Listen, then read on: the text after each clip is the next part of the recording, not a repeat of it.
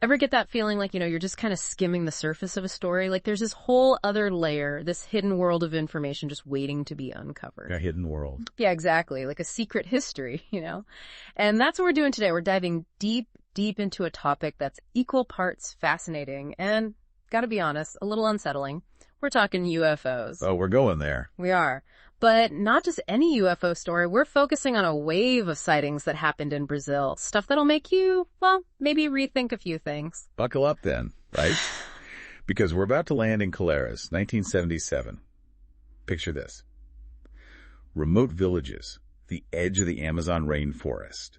An encounter so strange, so vivid, they left a mark on history. See, this is what gets me going. And for this deep dive, our main source is an interview from the Weaponized podcast. You familiar with those guys? Oh, yeah. They're deep in the trenches of UFO research. Some really compelling stuff. No kidding. And we're going to unpack it all right here. Now, full disclosure, we're not here to make you a believer or anything. Oh, yeah, no. This is about exploring the mystery, But that being said, after this, you might just find yourself asking some different questions about what's really possible. Exactly. This is like a peek behind the curtain, a glimpse into a case so well documented, so undeniably bizarre, that even the hardcore skeptics, they can't just brush it aside. Okay, see, now that's what I'm talking about. I've heard whispers about this Karis thing, right? But it always seemed like just another, some lights in the sky kind of deal. But it's way more than that, right? Yeah. Oh, absolutely. This wasn't just some blurry photographs in a town full of folks who got a little too excited. We're talking hundreds of witnesses spread out over a huge area, all reporting these, incredibly intense encounters. And the details, let's just say they go way beyond your typical UFO sighting. Okay, now you've got my attention. Details like what? Give me the good stuff, strange lights, weird noises in the night, or are we talking like next level? Think physical effects, burns, injuries that just don't make sense, even reports of deaths connected to these UFO encounters. Imagine entire communities living in fear because whatever these things were, they weren't just watching from a distance. Whoa, hold on. Deaths. Seriously. Seriously. People were convinced that these things were interacting with them, messing with them, and nobody could explain why. It's like going from a spooky campfire story to like a full-blown sci-fi thriller. It's wild, right? Like I know we say it all the time, truth is stranger than fiction, but this is really pushing it. But okay, before we get too far down that rabbit hole, we got to talk about our main man in Brazil, Tiago Tichetti. And let me tell you, this guy is the real deal. Oh yeah, Tichetti's a legend in UFO circles. He's not just some dude with a website, he's the UFO researcher down in Brazil. And get this, his connection to this stuff runs deep. Like, imagine being a teenager. Well, I actually know this one. His dad was in the Brazilian Air Force, right? You got it. Intelligence officer, no less. And guess what? Dear old dad showed young Tiago classified UFO files. Talk about a family business. Wow. That's got to be a life-changing experience seeing that kind of stuff as a kid. No wonder he got into the field. Right. I mean, talk about a crash course in the unexplained, right? And those early experiences, they definitely shaped his work. He even wrote a whole book about it. UFO contacts in Brazil. Super in-depth. Tons of cases. I bet. He probably has enough stories for like 10 deep dives. Oh, easily. But one of the details that really stuck with me, it's actually about the name, these Chupa Chupa. Ever heard that one? Chupa Chupa. Rings a bell, but I'm drawing a blank on what it means. Okay, so at first it sounds, I don't know, kind of cute. Almost playful. Playful. For UFO. Okay, now I gotta know. I know, right? But trust me, it's not.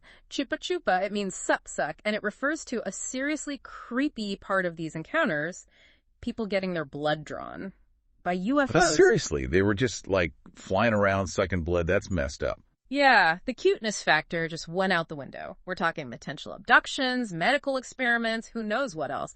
And the thing is, these weren't just your typical flying saucer sightings either, right? Oh, no. Tichetti said people were seeing all sorts of shapes.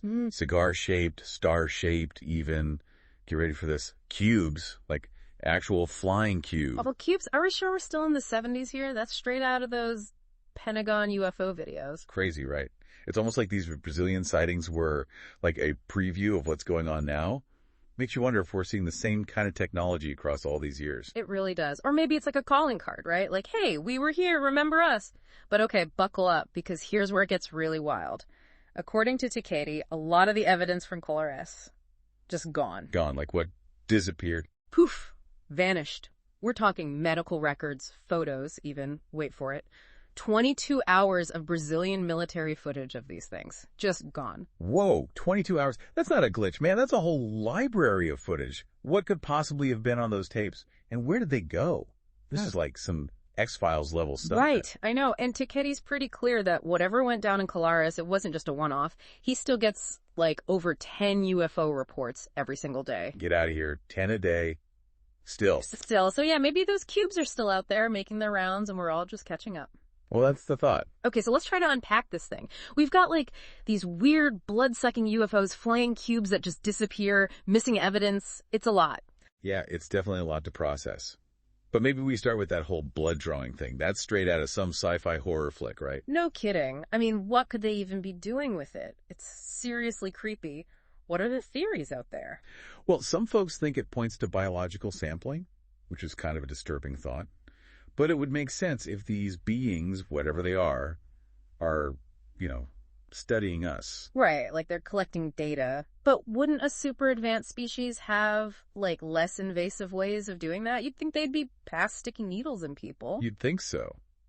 But maybe we're thinking about it too much from our own perspective. We're already talking about different species, maybe with totally different tech, different motives. Who knows, maybe their version of research is just completely alien to us, no pun intended.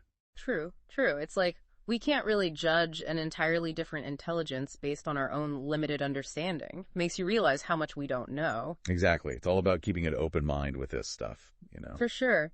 Okay, but you mentioned this phrase earlier that I gotta circle back to. Something about a traffic hotel? Oh, right. Yeah, Tiketty said Brazilian pilots, they actually use that term to describe UFOs. It basically means they show up for a bit and then they're gone. Like they just stopped by the traffic hotel and then took off. I love that. It's such a funny, like, almost casual way of describing something so strange. But it also makes you think, right? Like, even experienced pilots, people who deal with aircraft every day, they're hesitant to just come out and say UFO, It's true. And it makes you wonder what that says about, like, the whole culture of secrecy around UFOs. It's like, even a code word isn't enough sometimes. Yeah, there's definitely a fear there, right? And it kind of ties back into what we were talking about earlier with the missing evidence. If Tiketty's right, and the U.S. government really does have some of it, it's not just a cover-up anymore. It's like international cooperation. Or maybe the opposite. Right, like what are they not telling us? And if governments aren't even being straight with each other about this stuff, what hope do we have? Exactly. It's like Tiketty's saying, the truth is out there, but it's hidden. Buried in files, whispered in back rooms. It's up to us to dig deeper, ask the tough questions, and accept that we might not have all the answers. At least not yet. Exactly. So for all you deep divers out there listening, here's a little something to chew on. If you were investigating the Karis case, where would you even begin? What threads would you pull? What mysteries would you chase? It's a question worth pondering, and you never know, it might just lead you down your own path of discovery. Until next time, keep looking up, keep asking questions, and never, ever stop digging for the truth.